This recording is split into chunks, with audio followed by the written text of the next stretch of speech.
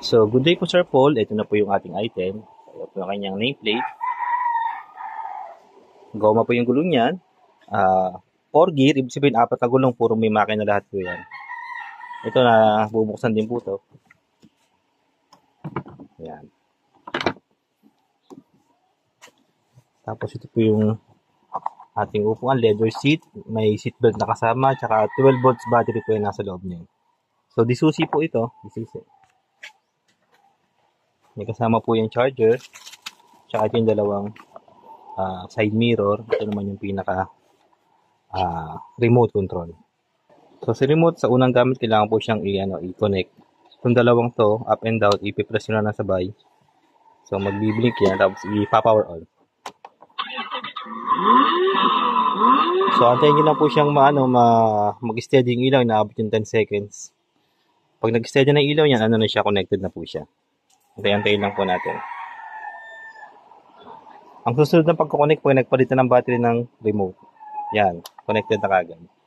So forward, then backward.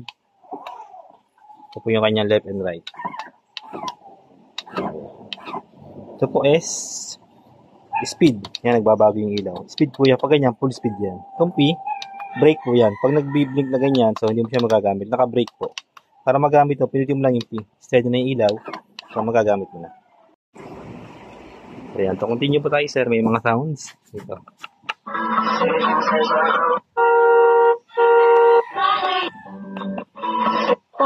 Ito, volume control. Ito, pampalakas. Ito, battery indicator. Ito naman yung USB port. Subukan natin. So, ito siya. Dapat MP3 song lang. Saksak ko lang maigi. Yan, tumutunog na siya ng kusa. Basta nilagay mo to. MP3 song lang dapat ang ida-download. Nasa ito itong green. Pag ginano mo siya, ilaw po to. Magkakailaw yan. Ito magkakailaw. So yung sa unahan ito. Ito wala tong ilaw. Design lang to. Ito po yung mga ilaw niya. Patayin natin ulit. Ito naman swing function. Atras abante po yan. Yan. Parang sinuswing lang po siya.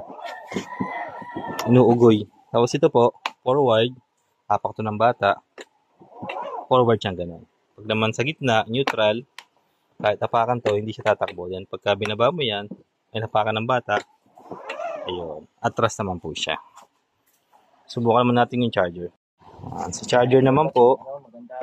Maganda tingnan eh. Sa ating charger, pag sinaksak mo siyang gano'n, magkakaroon siya ng green na ilaw, normal po yan. Pag walang green, may problema yung charger. Nagkakaproblema pag lagi na pabagsak. So, ingatan mo pabagsak to. Bago mag-charge, kailangan lagi naman ito patay. Kasi pwedeng masira to. Tapos, pag nag-charge na dito po yung charging port eh. Pag nag-charge na, magre-red na yan. Ibig sabihin, nagka-charge na yan. Pagka dating sa inyo, pwede mo nang gamitin to. Tapos, pag nalobat, ang unang charge, isagad mo siya 8 or 10 hours. Sa unang charge, dahil mga sunod na charge, 4 hanggang 6 na oras or 8 hours naman. Pag naka-charge, hindi mo naman ito mag-open. Kailangan tanggalin muna to bago siya mag-power on. So, ayan, okay na po tayo. Maraming salamat. Sige, mamaya na lang ulit ha. Apa, balik na.